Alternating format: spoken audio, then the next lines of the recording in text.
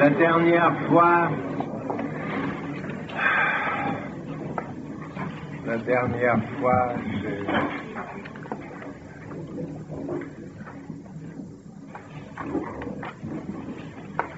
j'ai témoigné de mes expériences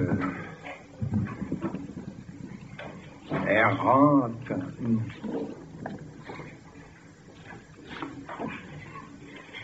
Et comme j'étais déçu que le Mardi Gras n'est pas raréfié la plénitude de cette salle, comme j'en étais déçu, je me suis laissé glisser à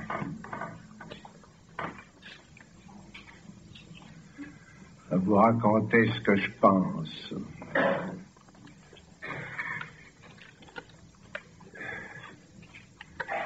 Néanmoins, aujourd'hui, pour des raisons qui me sont, je dois dire, personnelles,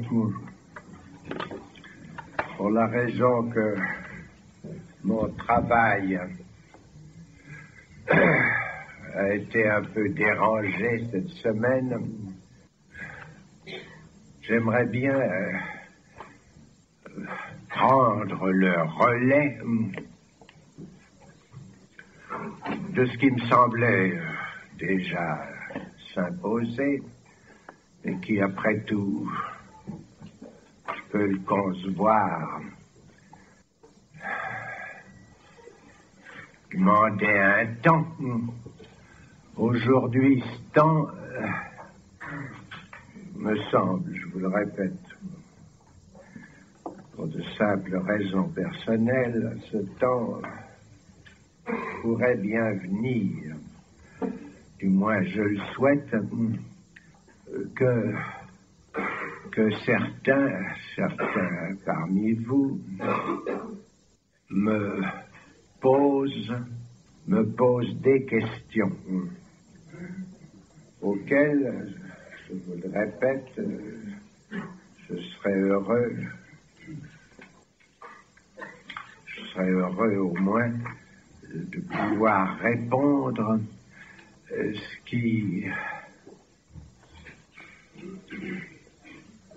dont il me semblerait que dans l'état actuel,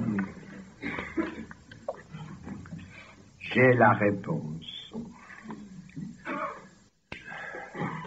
Je serais vraiment très, très reconnaissant à ces certains qui certainement, enfin, au sens où je l'entends, existent, assez certains si me lançaient la balle, si je puis dire. Et la personne qui s'y dévouerait, la première, parce que, après tout, il suffit qu'un se décide pour que d'autres s'en trouvent frayer la voie. Voilà, je fais appel à qui voudrait bien parler le premier ou la première.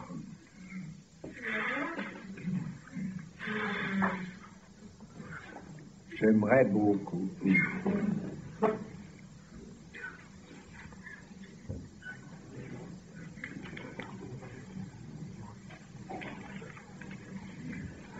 J'aimerais beaucoup qu'on me pose une question. D'abord, ça me donnerait la note de ce qui peut accrocher. Il me semble que la dernière fois déjà, en avançant ce que j'ai dit, un effort fait pour distinguer, non seulement distinguer ce que dont je vous montrerai à l'occasion d'où ça part. Ça part d'une mise à plat du nœud. Il faut dans le nœud distinguer ceci, c'est que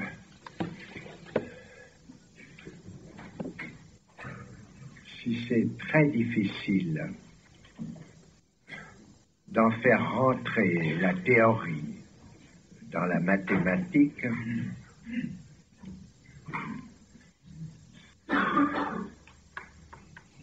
ceci au point que, disons, je n'ai pas trouvé quoi que ce soit qui réponde à ce nœud qui, j'y ai été mené, enfin, pas à pas, à ce nœud à quoi j'ai abouti en tant que le nœud borroméen. Comment j'y ai abouti? Il est certain que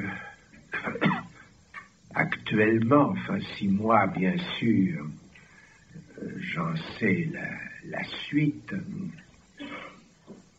6 mois bien sûr, j'en sais la suite. Seul pourra permettre d'en trouver le fil, c'est-à-dire ce qui en fait la consistance, seul permettra d'en trouver le fil la suite des séminaires dont vous avez le premier et le dernier, grâce aux soins de quelqu'un, et aussi celui qui n'est pas le médian, celui qui est le 11.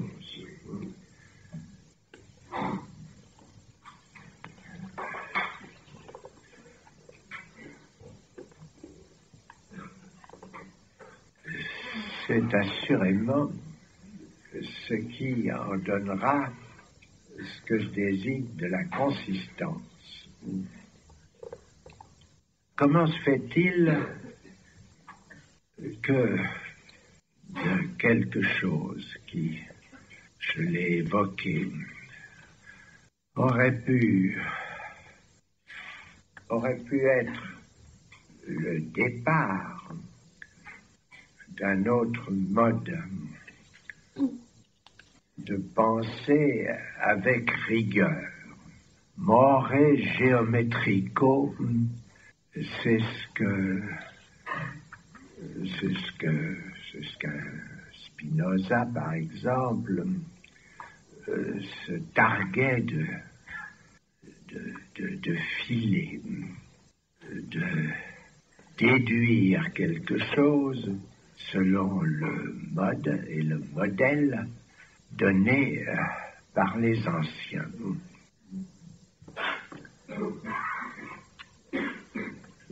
Il est clair que ce more geometrico définit un mode d'intuition qui est proprement le mathématique, et que ce mode d'intuition, après tout, ne va pas de soi.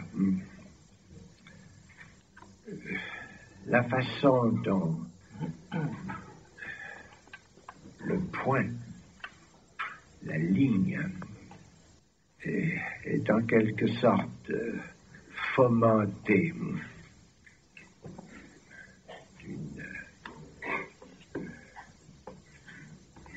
d'une fiction.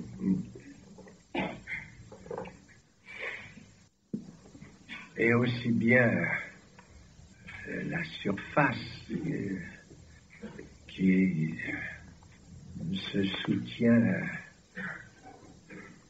que de la fente, que de la cassure,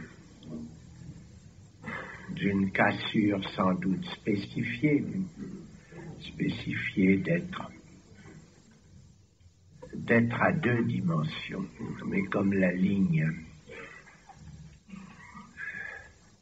n'est une dimension que d'être sans consistance à proprement parler, ce n'est pas beaucoup dire que dire qu'on en ajoute une. Et d'autre part, la troisième, celle qui en somme s'édifie d'une perpendiculaire à la surface, est quelque chose de bien étrange. Comment, sans que quelque chose donne support à ce qu'il faut bien dire être abstraction fondée sur un coup de scie, comment, sans retrouver la corde, c'est le cas de le dire, sans retrouver la corde, faire tenir cette construction. Mais d'un autre côté, ce n'est pas non plus par hasard que les choses sont ainsi produites. Sans doute y a-t-il là une nécessité qui est, disons mon Dieu, parce que je ne trouve pas mieux, qui est de la faiblesse d'un être manuel, homo faber, comme on l'a dit. Mais pourquoi cet être manuel, l'homo faber, qui est aussi bien, ne serait-ce que pour, je l'ai fait remarquer, véhiculer ce à quoi il s'attaque, qu'il manipule,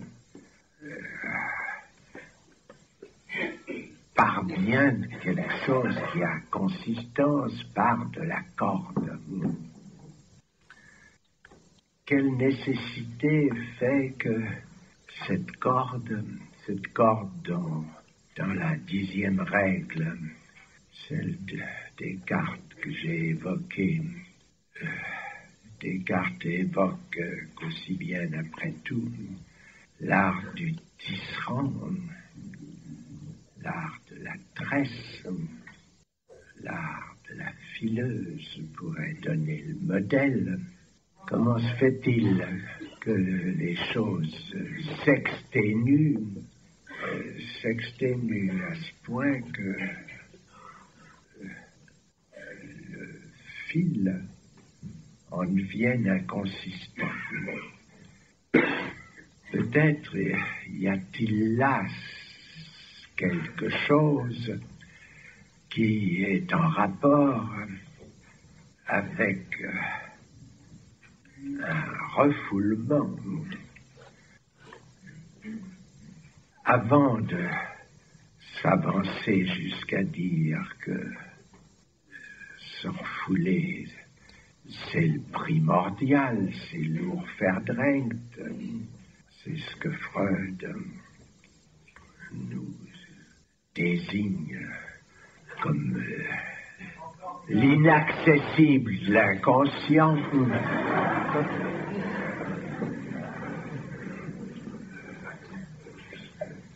Ça serait peut-être pas mal que quelqu'un du fond prenne la parole et me pose une question. Ça me montrerait à quelle hauteur il faut élever la voix pour que moi j'entende. Puisque les choses semblent mal fonctionner. Est-ce que quelqu'un du fond ne pourrait pas frayer cette voie que j'ai souhaitée tout à l'heure?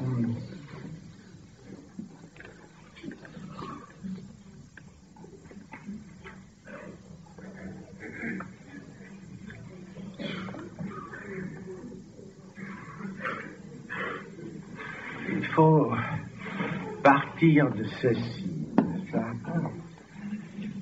de combien aisément on rate la figuration de ce nœud spécial que je désigne d'être borroméen et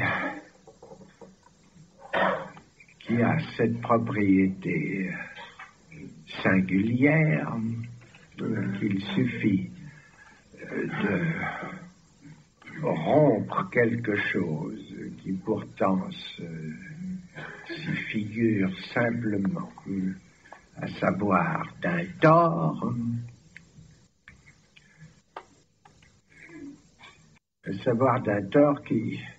dont justement il suffit de le couper pour avoir en main cette épaisseur, cette consistance, à savoir ce qui fait corde.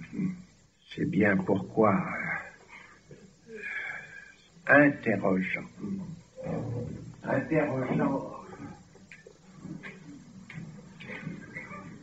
au nœud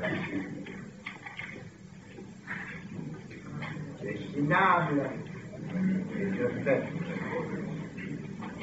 dessiné,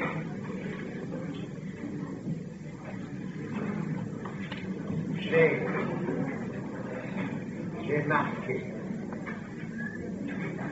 ceci.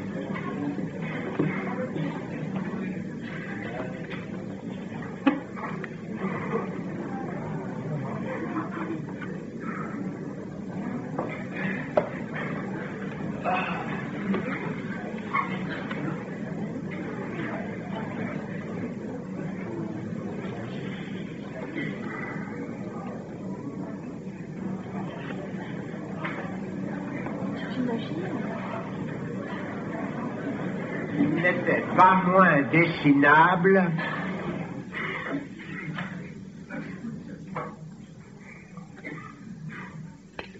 et qu'il restait nœud à cette seule condition qu'une de ces boucles, on l'ouvre et qu'elle se transforme en une droite. Nous retrouvons la question que j'ai posée au départ, celle de la droite et de son peu de consistance mathématique, géométrique. Ici, cette consistance restituée suppose que nous l'étendions à l'infini pour qu'elle continue à jouer sa fonction. Il faut donc voir infiniment prolonger cette corde en haut et en bas pour que le nœud reste tel, reste nœud. C'est bien en quoi je dis que la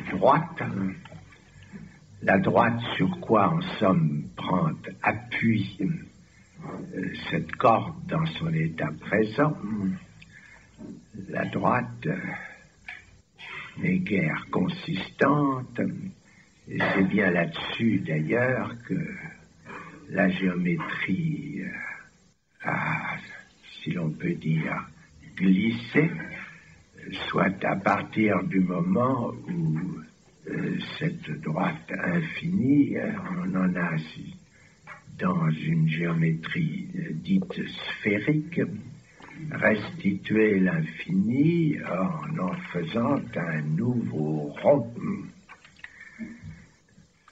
sans s'apercevoir que dès la position du nœud borroméen, ce rond est impliqué et qu'il n'y avait donc pas peut-être à faire tout ce détour. Quoi qu'il en soit, la dernière fois, vous m'avez vu étendre cette géométrie du nœud borroméen à 3 à la figuration de ce qui est exigé pour que ça vaille pour 4.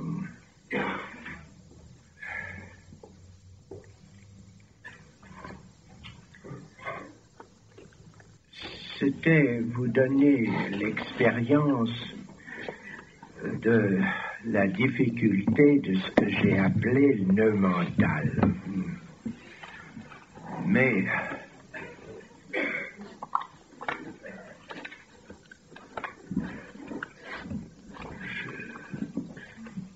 je sais bien que c'est à la tentative de le mettre à plat, ce nœud mental, c'est-à-dire se soumettre à ce que la prétendue pensée, c'est-à-dire quelque chose qui colle à l'étendue, à une condition, bien loin d'en être séparé comme le suppose Descartes. La pensée n'est qu'étendue, et encore, il lui faut une étendue, pas n'importe laquelle, une étendue à 2 dimensions, une étendue qui puisse se barbouiller. Car c'est bien là la façon dont il ne serait pas déplacé, dont il ne serait pas inopportun de définir cette surface dont tout à l'heure je montrais dans la géométrie celle qui s'imagine, qui s'est soutenue essentiellement d'un imaginaire. C'est bien comme ça qu'on pourrait aussi bien la définir, cette surface, ce trait de scie sur un solide, c'est que ça offre quelque chose à barbouiller. Il est singulier. Il est singulier que la seule façon dont on soit arrivé en somme cette surface idéale à la reproduire, ce soit justement ce devant quoi on recule, à savoir la tresse d'une toile, et que ce soit sur une toile que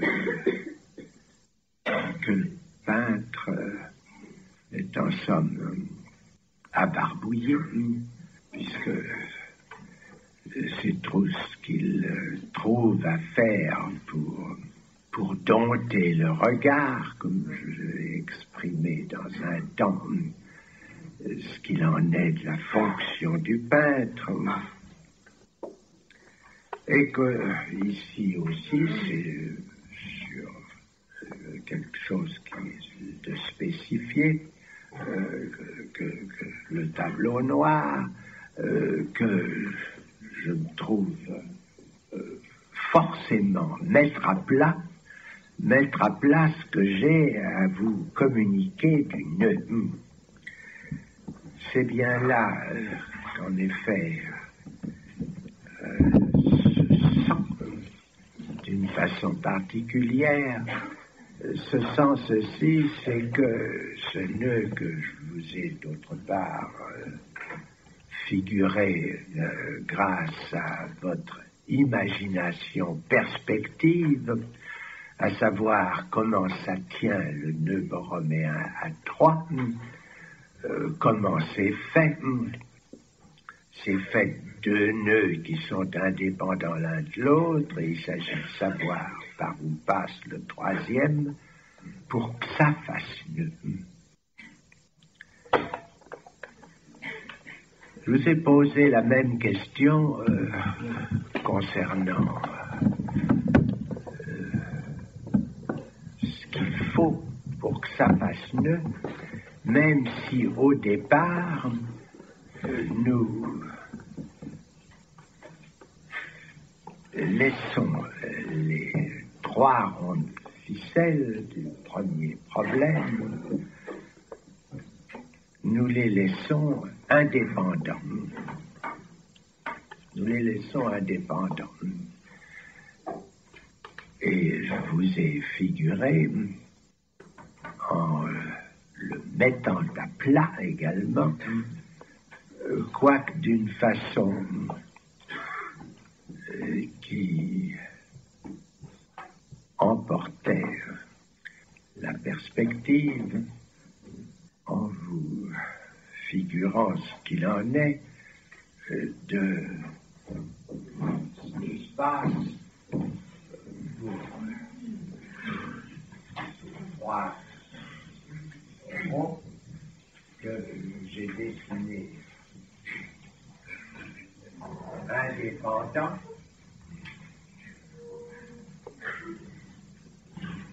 en me contentant, pour vous simplifier les choses, de montrer comment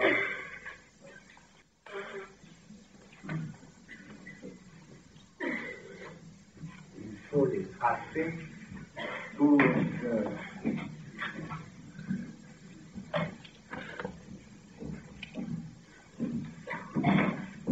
que le quatrième que j'ai représenté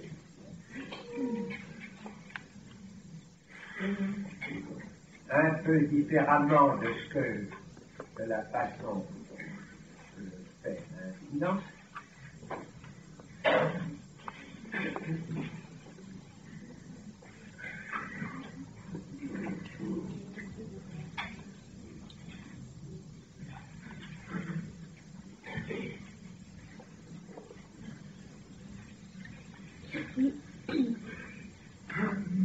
La façon dont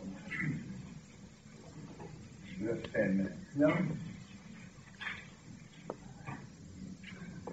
vous met en valeur la position quadrique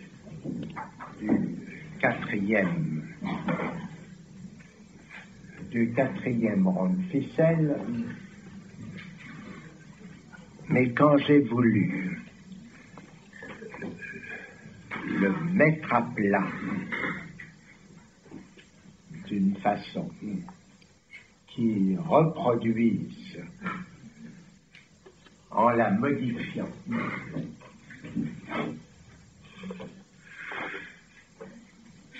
c'est-à-dire en rendant indépendant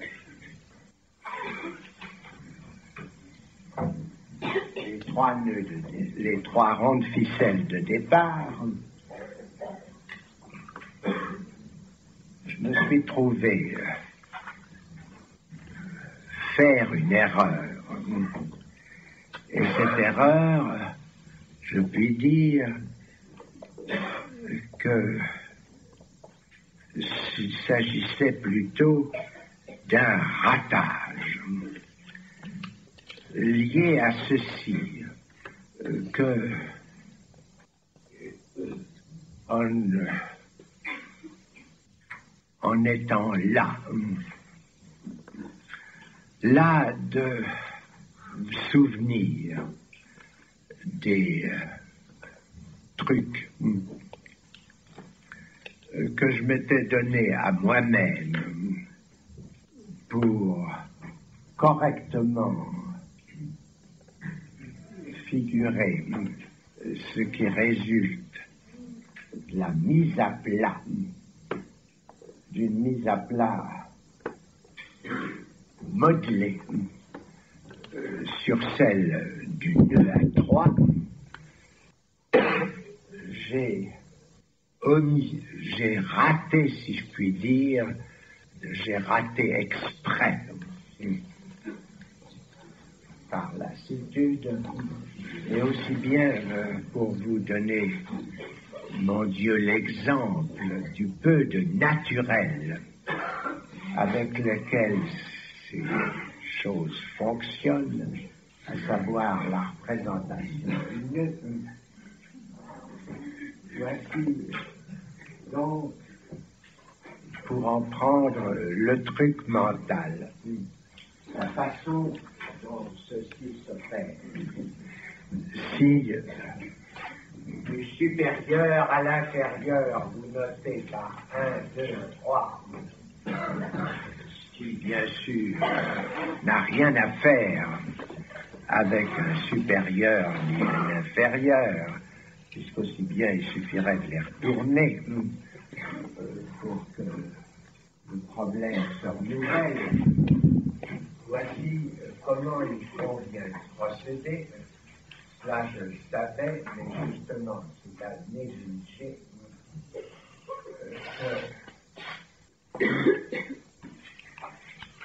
que je me suis trouvé opéré de la façon que vous avez vu, et qui laissait hors du nœud le cercle 1, mais du même coup aussi bien tous les autres.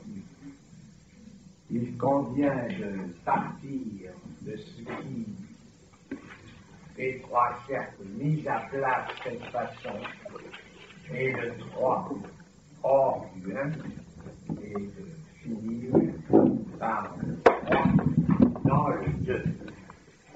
Quand on opère ainsi, les choses fonctionnent. Il n'en est pas moins vrai qu'il est facile de voir elles peuvent aussi fonctionner d'une autre façon. Mais qu'il y en a une troisième, justement celle que j'ai prise la dernière fois, qui laisse un de ces nœuds libres, et nommément le 1, ce en quoi, du même coup, il laisse libre les autres. Pourquoi, en somme, l'acte manqué ici a-t-il fonctionné, sinon pour témoigner que nul, après tout, analyse n'évite que quelque chose ne résiste dans cette théorie du nœud. Et c'est bien ce qu'après tout, je ne crois pas mal de vous l'avoir fait sentir, et de vous l'avoir fait sentir en quelque sorte d'une façon expérimentale. Il est tout à fait clair que l'autre façon se distingue de ceci, c'est que à inverser ces deux propositions, à savoir à partir de ce qui du 2 est hors du 1,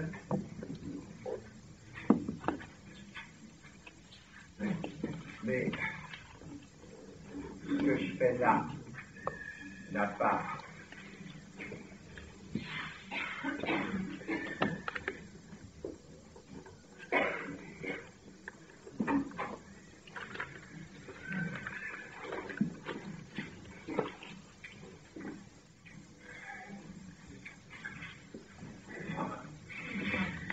fais là, et que je n'avais pas fait d'abord, embrouille, puisque aussi bien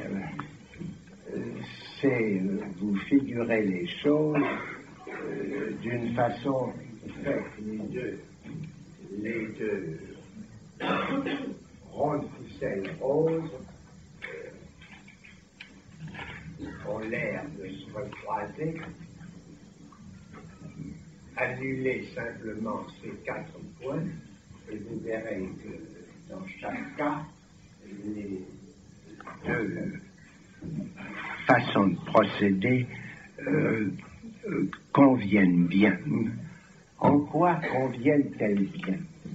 Elles conviennent bien en ceci, c'est que la fonction du 2 et celle du 3, comme l'autre figure, celle qui est en perspective le démontre, comme l'autre figure le fait apparaître, la fonction du 2 et du 3 sont strictement équivalentes et que, au regard du cercle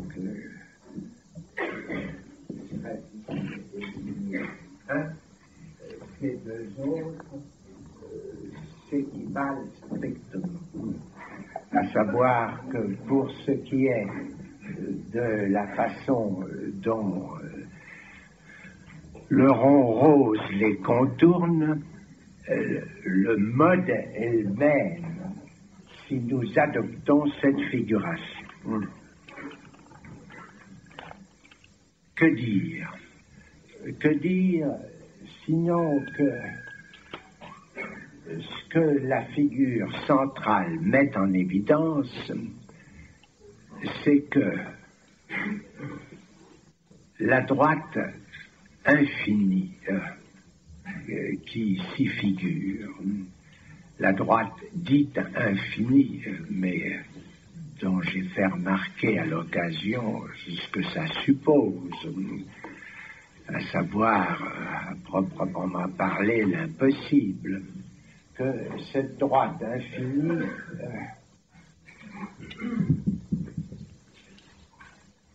s'oppose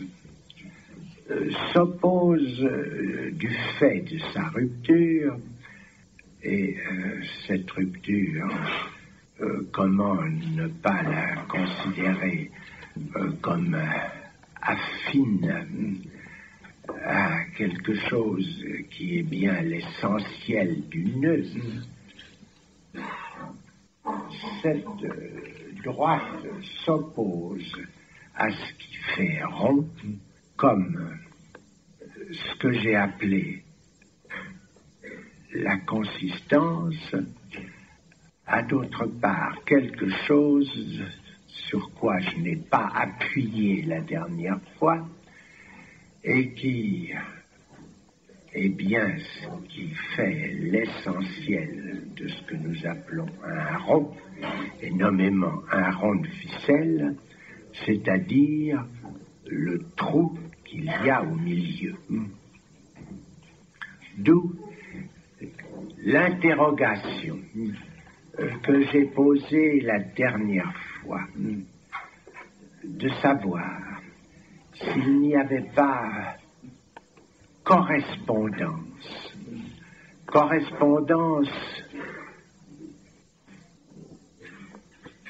de la consistance de l'existence et du trou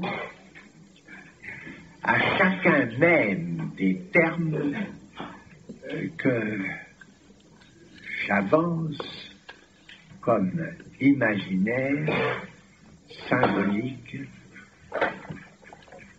et réel. Si la consistance est bien, comme je l'ai énoncé la dernière fois, de l'ordre de l'imaginaire, puisqu'aussi bien c'est vers ce point de fuite de la ligne mathématique que la corde s'en va. nous avons à nous interroger sur ce qu'il en est de ce qui fait le rond de ficelle comme tel, et que si nous disons que c'est le trou, c'est un fait que nous n'en sommes pas satisfaits. Qu'est-ce qu'un trou si rien ne le cerne? Or, la dernière fois, j'avais bien marqué que l'existence, à savoir, c'est quelque chose qui, au regard de l'ouverture et de ce qui fait que l'existence, à savoir, pour mettre les choses à plat, c'est quelque chose que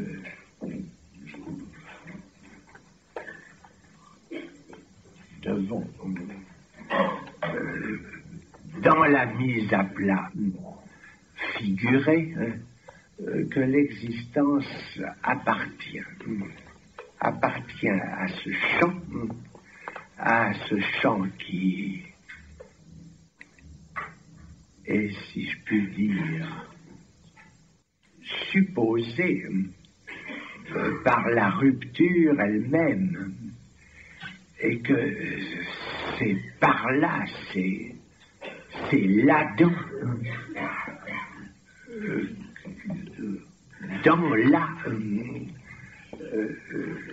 écrivez là L-A apostrophe, que se joue, si l'on peut dire, le sort du nœud, que si le nœud a une existence, c'est d'appartenir à ce champ.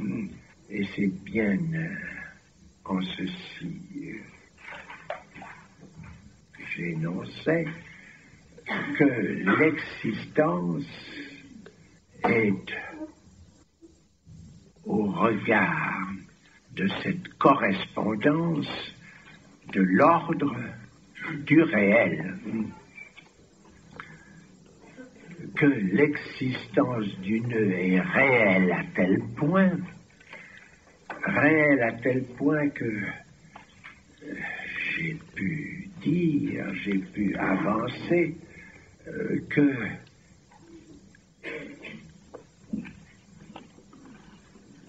le nœud mental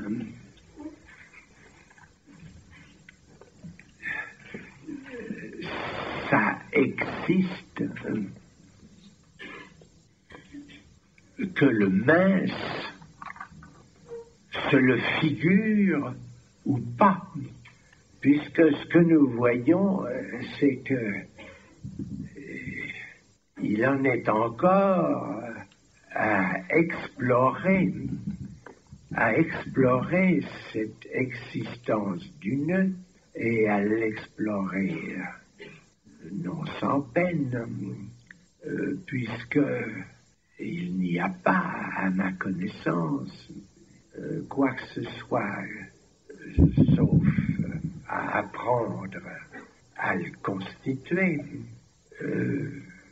et à l'apprendre par la tresse, ce qui assurément n'est pas à proprement parler une façon mentale de résoudre la question, alors que il semble qu'il y ait à proprement parler une résistance du mince à mentaliser ce nœud. Je vous en ai donné tout à l'heure un exemple. Sans doute est-ce par un procédé qui est celui du reste et qui suppose comme fondamental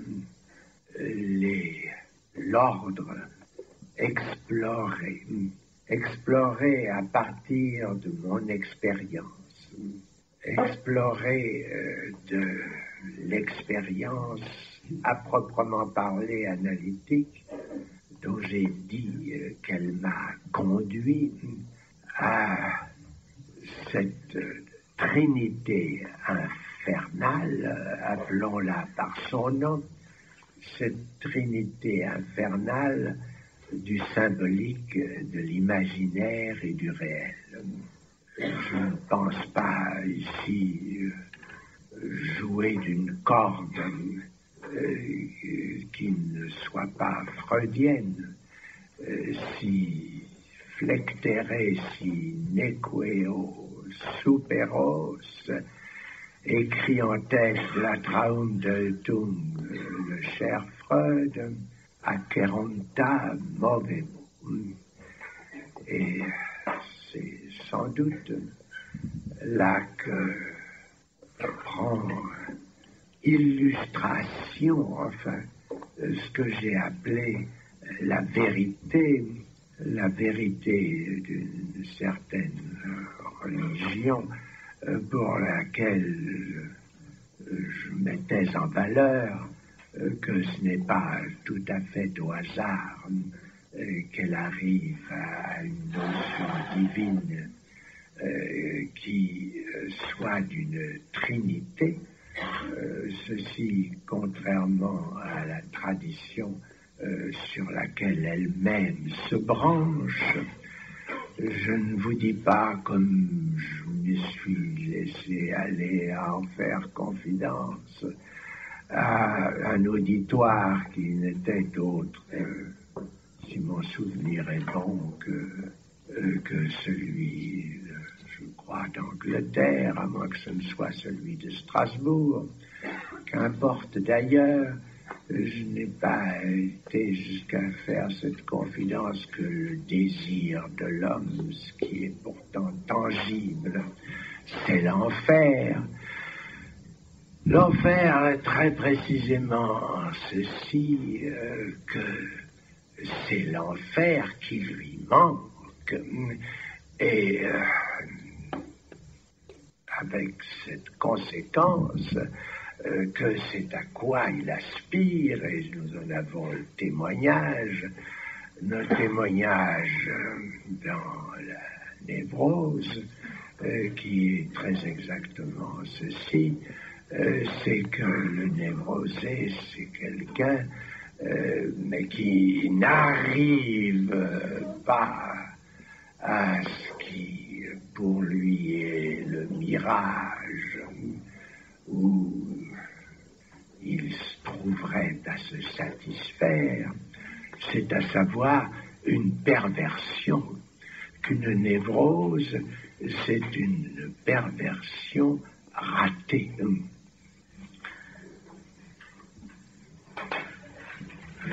Simple petite illustration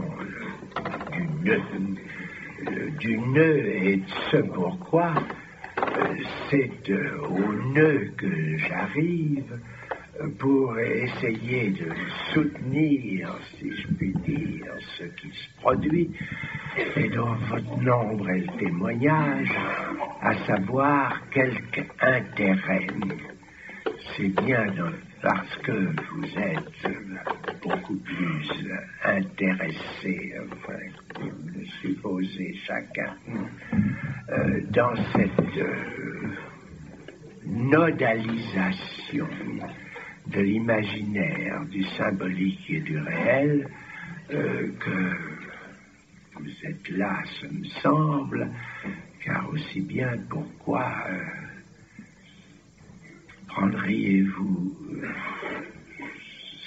cette étrange satisfaction à entendre sur cette occasion mes balbutiements?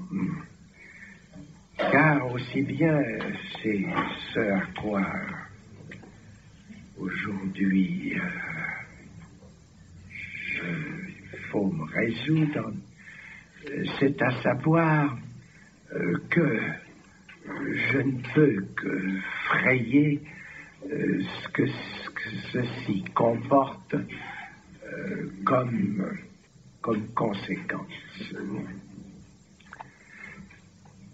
Si c'est bien en effet sous ce mode que l'existence du nœud se supporte, à savoir de ce champ qui, mis à plat, est intermédiaire à ce qui, du trou, fait cette interrogation, intermédiaire à ce qui, du trou,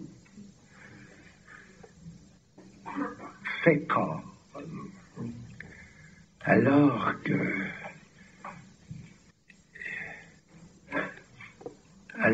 que ce qui supporte le corps, c'est bien autre chose. C'est la ligne de la consistance. Un corps tel que celui dont vous vous supportez, c'est très précisément quelque chose qui, pour vous, n'a d'aspect que d'être ce qui résiste, ce qui consiste avant de se dissoudre. Et si le réel est à localiser quelque part, à savoir dans ce champ intermédiaire de la mise à plat que j'ai figuré, dénoté de l'existence, il reste que ce ne peut être que par élimination que nous ferions, et c'est cela qui pour nous fait interrogation, que ce n'est qu'à nous poser la question, savoir si le trou, c'est bien ce qui est de l'ordre du symbolique que j'ai fondé du signifiant, c'est bien là le point que nous nous trouverons à voir au cours de cette année à trancher. Nous nous trouvons donc actuellement sous une forme interrogative, mais ici,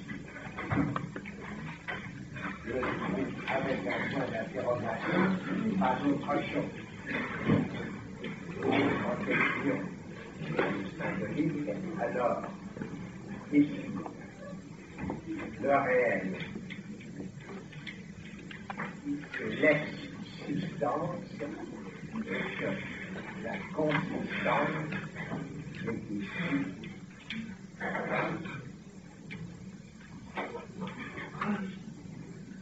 correspondante à l'imaginaire.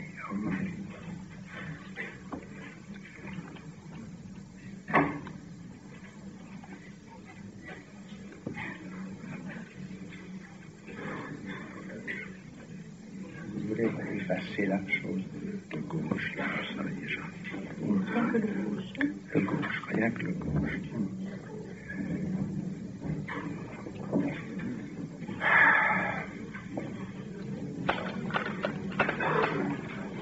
Il est certain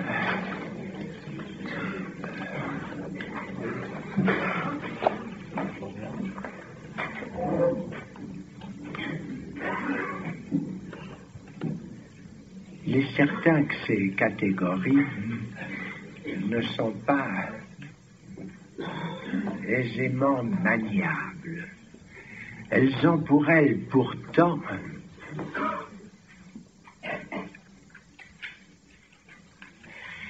d'avoir laissé quelques traces dans l'histoire, à savoir que si c'est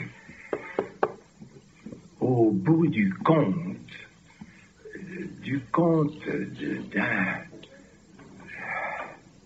d'une exténuation philosophique traditionnelle dont le sommet est donné par Hegel, que quelque chose a rejailli sous le nom d'un nommé Kierkegaard, dont vous savez combien j'ai dénoncé comme convergente à l'expérience bien plus tard apparue d'un Freud, combien j'ai dénoncé comme convergente sa promotion comme telle de l'existence. Il y a là quelque chose, semble-t-il, dont on ne puisse dire et dont on ne puisse trouver dans Kierkegaard lui-même témoignage que c'est pas seulement à la promotion de la répétition comme de quelque chose de plus fondamental dans l'expérience que la résolution dite thèse, antithèse, synthèse, sur quoi un Hegel tramait l'histoire, la mise en valeur de cette répétition comme d'une fonction fondamentale dont l'étalon se trouve dans la jouissance et dont les relations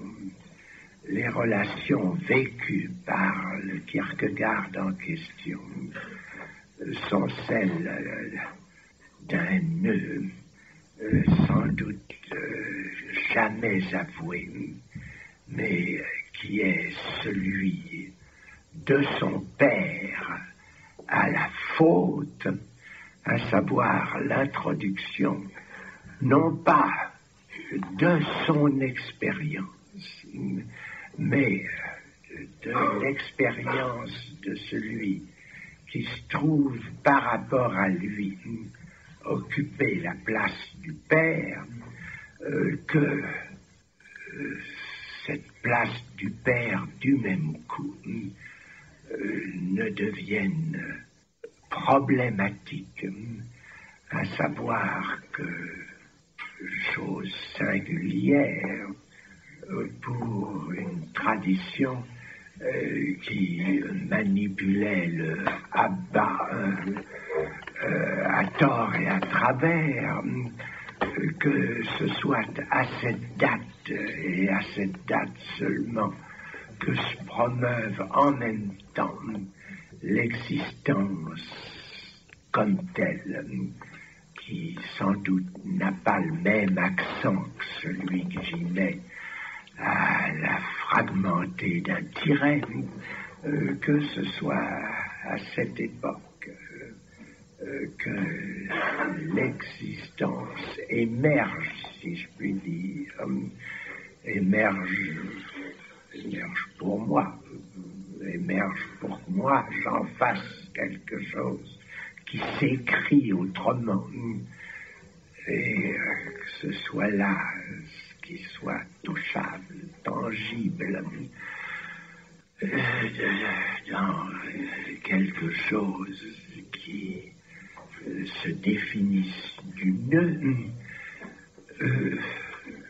Je ne crois pas que ce soit là quelque chose de nature à me mettre, si je puis dire, en continuité avec une interrogation philosophique, mais bien plutôt dans un mode de rupture qui est aussi bien ce qui s'impose si l'émergence de l'inconscient comme d'un savoir d'un savoir propre à chacun particulier, et de nature à changer complètement les conditions dans lesquelles la notion même de savoir a dominé, disons, des temps plus antiques, disons même l'Antiquité. Il est entré, ce caractère de savoir, par des voies qu'il faut que nous interrogions d'une façon qui, de toute façon, remet en question sa substance. Si le savoir est quelque chose d'aussi dépendant des rapports de la suite des générations au symbolique, au trou dont je parlais tout à l'heure, pour l'appeler par son nom. Si il est aussi dépendant de ce que la suite des générations a fomenté comme savoir, comment ne pas réinterroger son statut? Y a-t-il du savoir dans le réel? Il est bien clair que la supposition de toujours, mais une supposition qui n'était à proprement parler pas faite, pas avouée, c'est que, selon toute apparence, il y en avait, puisque le réel, ça marchait, ça tournait rond. Et c'est bien ça qui manifeste que pour nous, il y a un changement. Parce que ce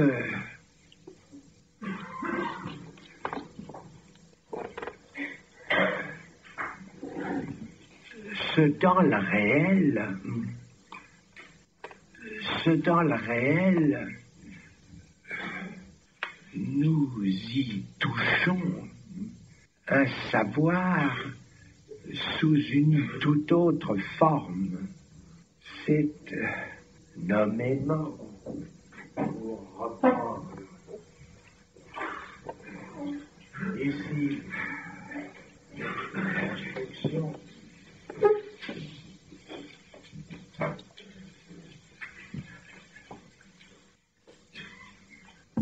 c'est nommément ceci, que si nous tenons à ce qu'un savoir, ça est pour support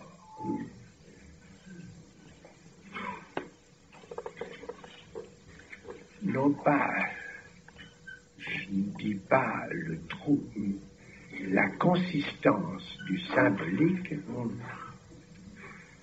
ce qui apparaît dans le réel,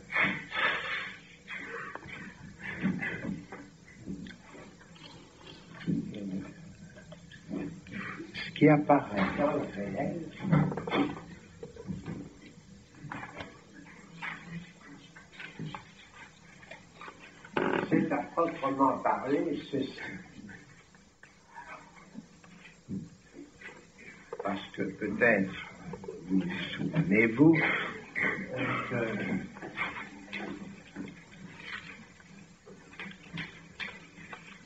le réel, le symbolique, l'imaginaire se situe ainsi. c'est le quelque chose qui, mis à plat,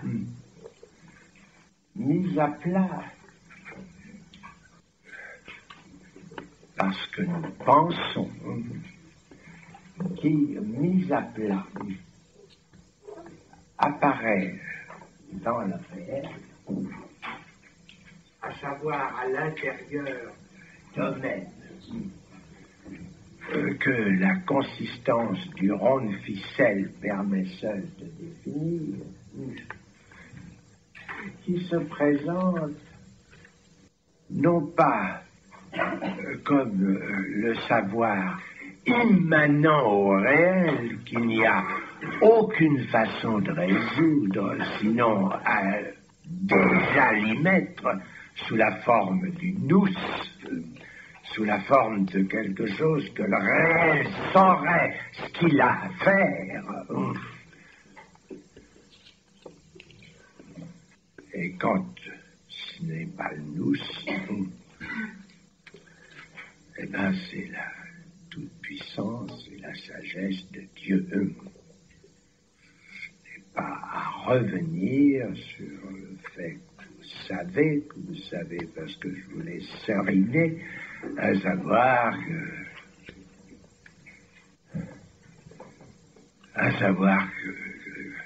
que le monde n'est pas pensable sans Dieu. Je parle du monde newtonien, car comment chacune des masses saurait-elle à quelle distance elle est de toutes les autres? Il n'y a pas d'issue. Voltaire croyait à l'être suprême. Je n'ai pas reçu ses confidences. Je ne sais pas quelle idée il s'en faisait, mais ça pouvait guère être loin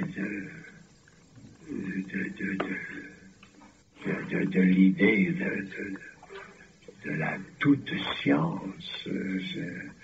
C'est à savoir que c'est lui qui faisait marcher la machine.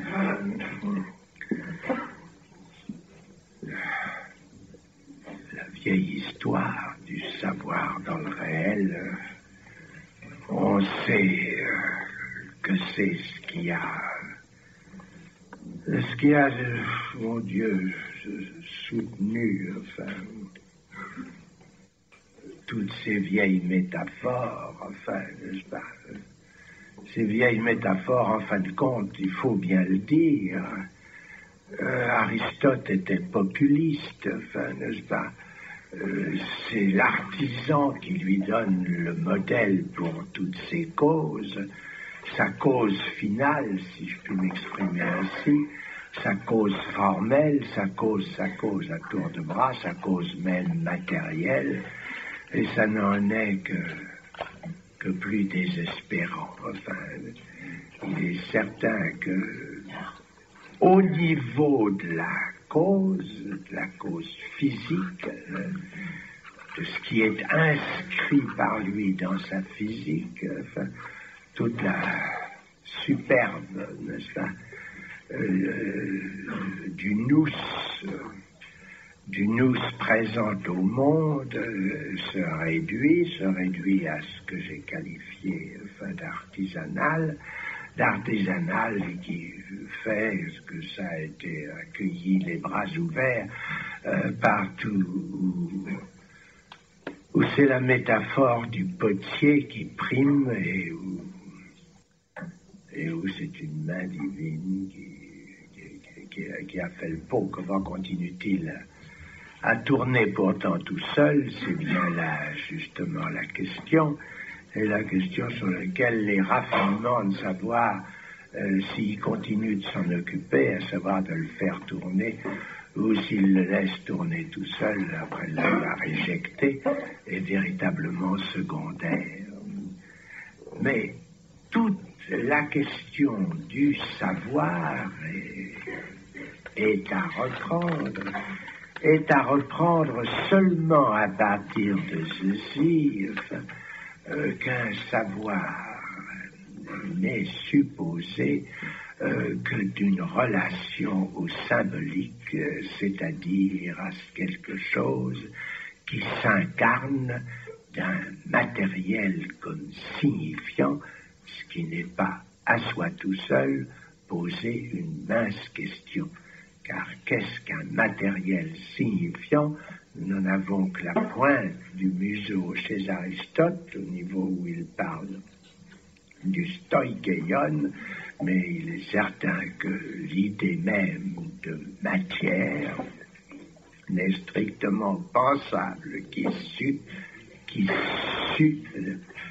du matériel signifiant où elle trouve ses premiers exemples. Alors, pour essayer simplement de noter quelque chose qui sera sur ce sur quoi se déroule ma notation. C'est certain que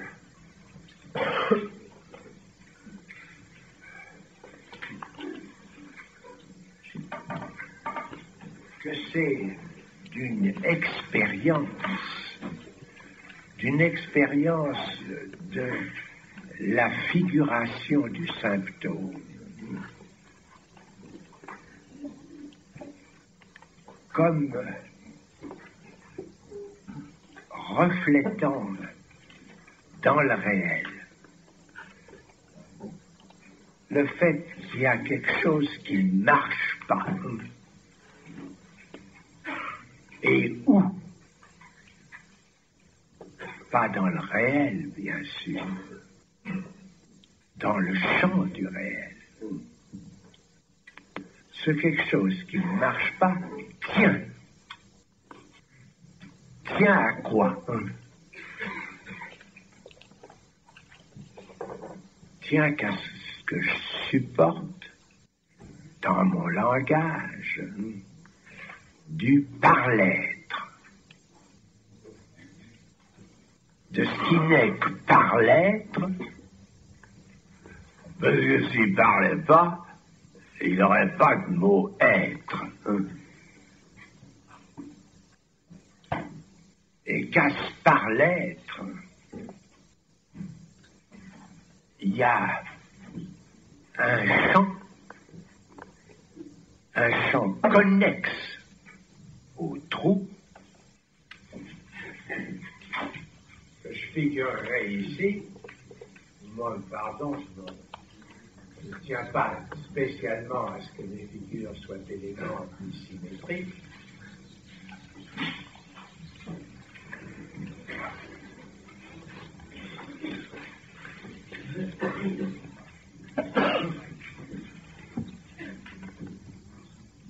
C'est dans la mesure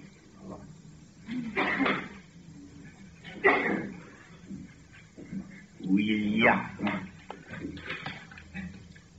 ouverture possible, rupture, consistance issue de ce trou, lieu d'existence réel.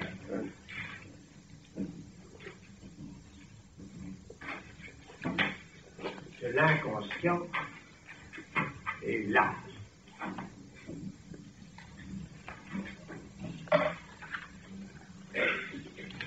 Et que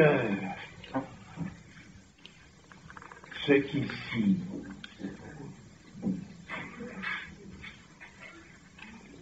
qui fait tenue,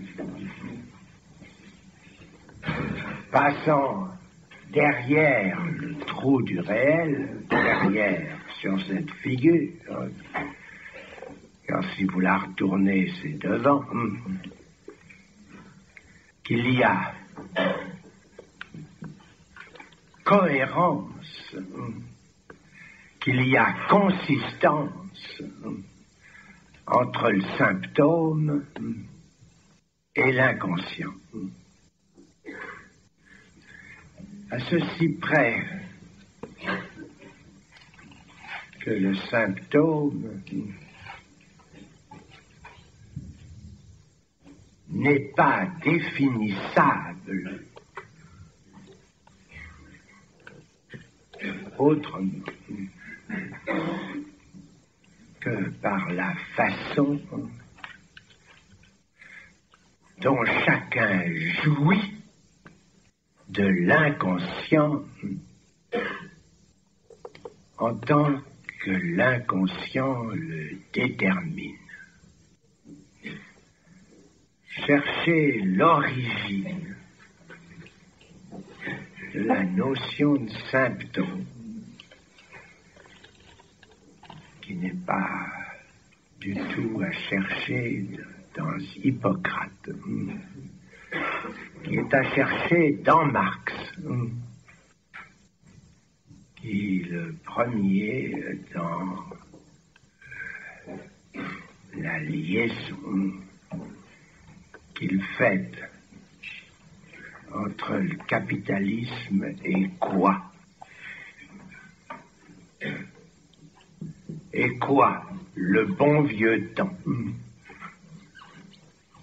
Ce qu'on appelle, quand on veut, enfin, tâcher de l'appeler autrement, le temps féodal. Lisez là-dessus toute la littérature. Le capitalisme est considéré comme ayant certains effets, et pourquoi en effet n'en aurait-il pas? Ces effets sont somme toute bénéfiques, puisqu'il a l'avantage de réduire à rien l'homme prolétaire, grâce à quoi l'homme prolétaire réalise l'essence de l'homme, et d'être dépouillé de tout est chargé d'être le messie du futur. Telle est la façon dont Marx analyse la notion de symptôme. Il donne bien sûr des foules d'autres symptômes, mais la relation de ceci avec une foi en l'homme est tout à fait incontestable.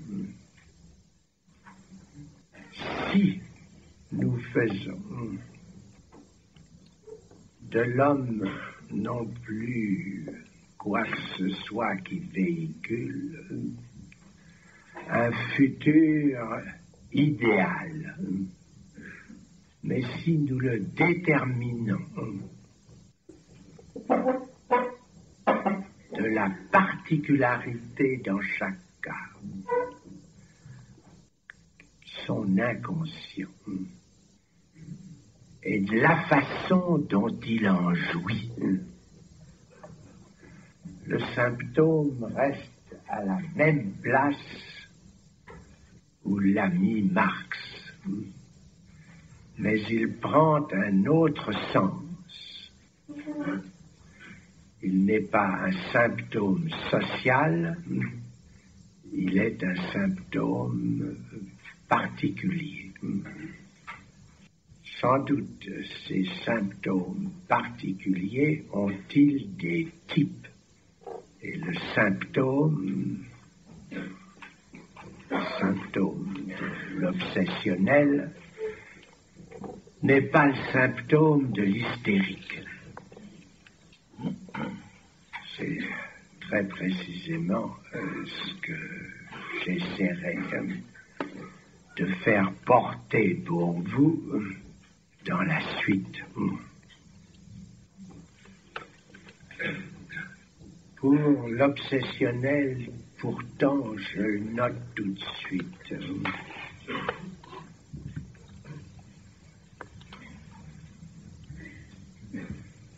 il y a un symptôme très particulier. Personne, bien sûr, n'a la moindre appréhension de la mort. Sans ça, vous ne seriez pas là si tranquille.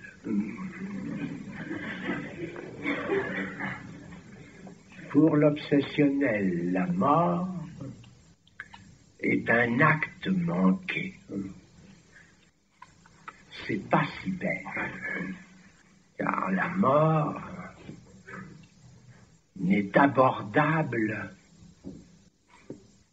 que par un acte.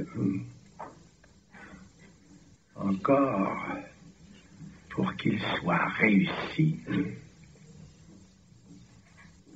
faut-il que quelqu'un se suicide en sachant que c'est un acte, ce qui n'arrive que très rarement.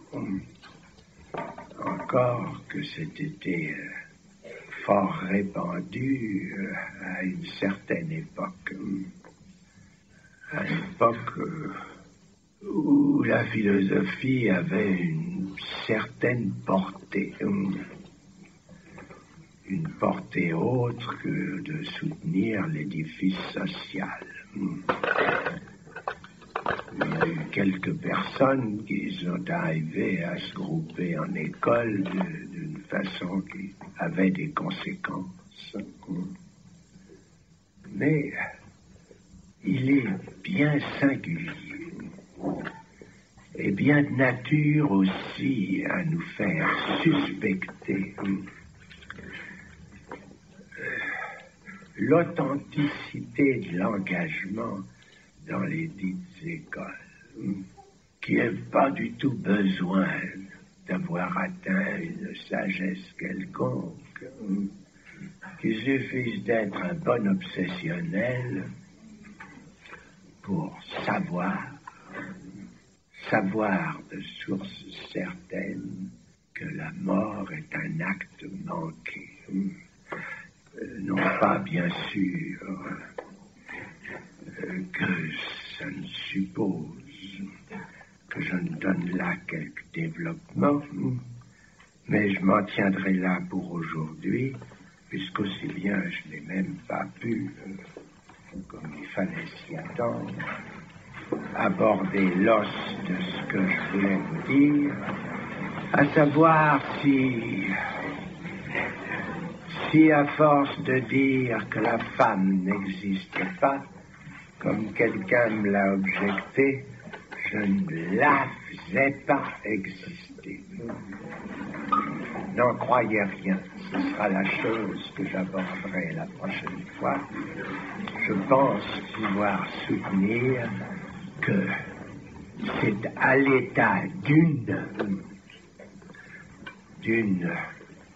je ne dirais pas innombrable, mais d'une parfaitement dénombrable, que les femmes existent et non pas à l'état de là.